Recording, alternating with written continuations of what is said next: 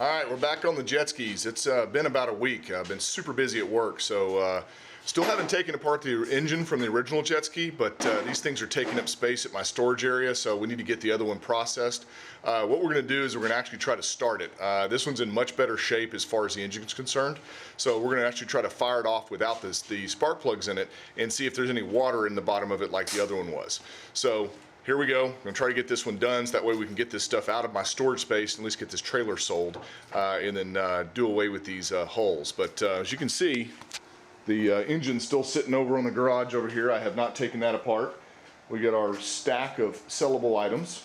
We've got our stuff over here that's gonna go to the aluminum recycler. And Dad just brought the new battery over here, and we're gonna drop it into this ski. And we're going to turn it over first with the spark plugs out. We're going to squirt a little bit of oil down inside of it. I'm going to use some engine store, which is really good because it foams up and it'll get around the rings. See if this thing is frozen up or if it's actually free. No one's done any updates on this thing. This thing still has the single output fuel pump. It has all the standard tempo lines that you need to change out, which are these gray lines down in here. Those need to be changed out to new fuel lines if you want to make this work right. So we're going to get this battery put in here, give it a shot, see exactly what we're looking at, and if this thing starts shooting water out of the cylinders, we're going to yank the engine out of here and go from there. But I got a good feeling today. We'll see. I don't know if you can still see it or not, but there's smoke coming out of here. We hooked up the battery and it burned up the harness. So what we're thinking of is there's probably water inside here and corrosion that's causing it all to mess up. So just going to pull the engine out of here. It burned the wiring harness up pretty bad, which is kind of frustrating. But you know, that's, you win some, you lose some.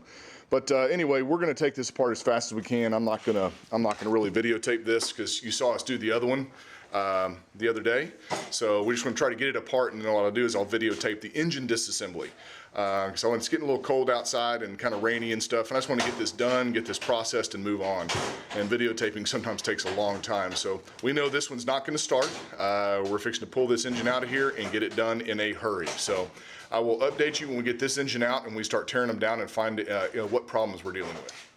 There is the engine out of the second jet ski. There's no water in it.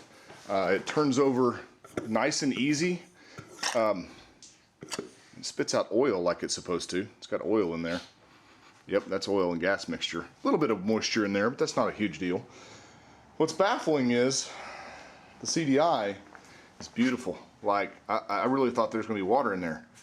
Nice and clean. We found what the problem probably was and why it's shorted out. Somebody did a splice on the stator, and I don't know if they put a new stator in and it just was bad or whatever, but it shorted the ground wire to the stator. So it's shot. Boy, it smells like a skunk in here. But the good news is everything works. So we got good stuff to sell out of this one. It's not a total loss. Trim motor works. All the electrics work. So we're moving right along. It's back on the trailer, and I think what we're going to do is we're just going to give away these jet skis for free if somebody wants to try to rebuild them or something like that. They got two good titles, and that's that. So we're moving on now. We'll get a bite to eat, and we're going to start taking apart these two engines and see what's salvageable and what needs to go to the aluminum recyclers. Well, guys, I was going to show you the tear down of the engines and what was inside of them, but I got a phone call from a guy. He said he wanted to buy them as is. So, you know, I got quite a presence out there is that I deal with the jet skis, and so people contact me all the time for parts. And the guy said, hey man, what will you take for them just as is? So I sold them. So he bought both of them as they sat. I didn't even get to tear into them. So I'm sorry I didn't get that far, but you know, I'm not going to turn down a little bit of cash when it comes down to it. So he carted them off and bought some other parts from me. But hopefully next time, of course, I'll buy more jet skis. Maybe we can tear in an engine together, and I can show you exactly, you know, basically the right way to tear one down and what to look for. But this is not the time. So anyway, that's the story with those jet skis. They're gone. The trailer's sold. I gave away the hulls, you know, so there's nothing left. Now I'm on the hunt for some more. It's midwinter. We're in the February around this in Texas, and it's been pretty warm, but nobody's been selling jet skis for some reason. They've been kind of hard to find.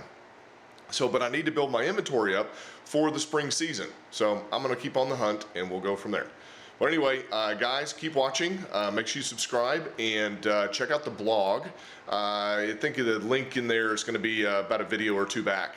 But I'm also going to create a dedicated website that's going to link there, so it makes it real easy, maybe friscoboater.com or something like that. So we'll figure it out. But once again, sorry I didn't get to disassemble the engines on video, but I had to make some cash. So talk to you guys next time.